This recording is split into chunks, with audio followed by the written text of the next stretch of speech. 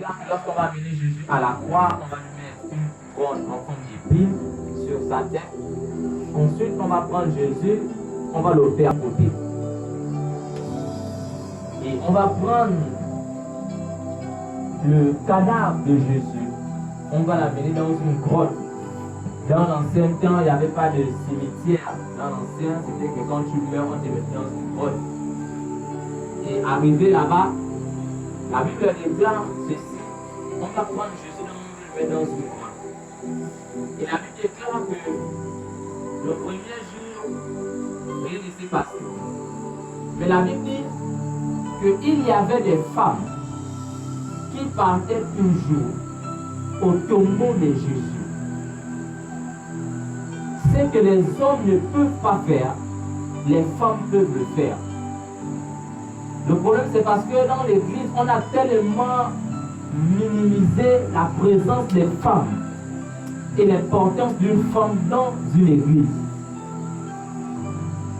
Mais ce qu'on ignore, c'est que la première personne à avoir reçu la résurrection de Jésus, c'était la femme.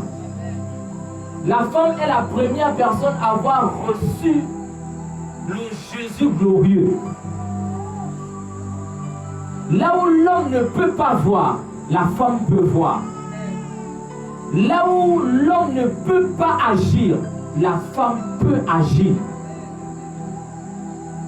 Et la Bible déclare ceci que lorsque Jésus va être mort le premier, le deuxième jour, le troisième jour, on nous parle des femmes qui se sont levées. L'hospitalité des femmes. La Bible déclare que ces femmes-là ne sont pas parties des mains libres. Elles sont parties avec des bouquets de fleurs dans le tombeau de Jésus. Et la Bible déclare que lorsqu'elles arrivent, elles se rendent compte que la pierre est roulée. Automatiquement, dans notre époque, on va dire, certainement on est venu prendre le crâne de Jésus pour aller féticher avec.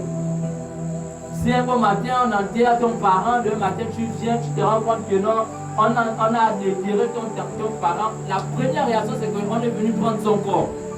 Soit pour aller féticher, parce que la première c'est que beaucoup de personnes pour avoir des bons trucs, ils fétichent les gens, ils partent déterrer les crânes des gens. Donc certainement déjà, Marie a dit, oh, on est venu déterrer le crâne de Jésus pour aller féticher. Mais malheureusement, ce n'était pas ça. La bonne nouvelle, c'est que c'était des anges qui avaient roulé la pierre. Ça veut dire que là où les gens t'ont tué, il faudrait que les anges de Dieu puissent rouler la pierre pour que tu puisses sortir.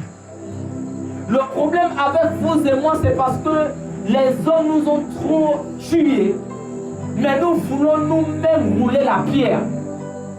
Écoute-moi très bien, tu ne peux pas rouler la pierre de ton histoire. Il faudrait que ça soit Dieu qui roule la pierre de ton histoire pour que tu puisses sortir du tombeau. Et que lorsque tu sors du tombeau, un nouveau toi est sorti. Lorsque nous avons des problèmes, nous voulons que ce soit les hommes qui roulent la pierre.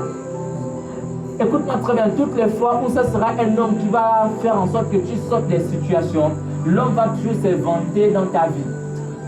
Il dira toujours que si aujourd'hui tu es Miss, c'est parce que j'ai fait.